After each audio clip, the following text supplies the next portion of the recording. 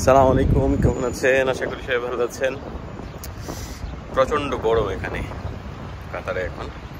এখন প্রায় 42-43 degree Celsius. মানে এখানে রাস্তাঘাট মোটামুটি কি অবস্থা। একটা মজার জিনিস দেখাই, যেহেতু এখানে রাস্তাগুলিও পিচ ঢালাই দেওয়া। এখানে রাস্তাগুলি পাশে দেখেন মাঝখানে যেখানে ইন্টারসেকশনগুলি আছে সেগুলি সব আপনার দেওয়া আর কি, ইট বা পাথর দিয়ে তৈরি করা বা কনক্রিটের। কিন্তু অন্যান্য রোডগুলি যে আছে সেগুলি সব পিচ ঢালাই দেওয়া। তো এতে কি হয়, এখানে এত গরম এত কিছু, তারপরে কিন্তু আপনার পিচ কিন্তু গলে না, রাস্তা নষ্ট হয় না।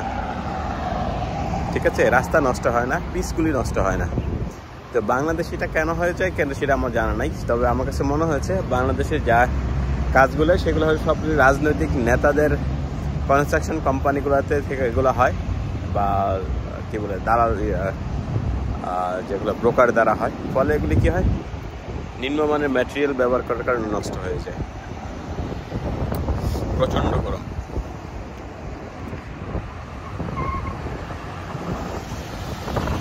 দেখেন পিছনে দেখেন, এই হচ্ছে কাতারের বিখ্যাত তরল সিগন্যাল।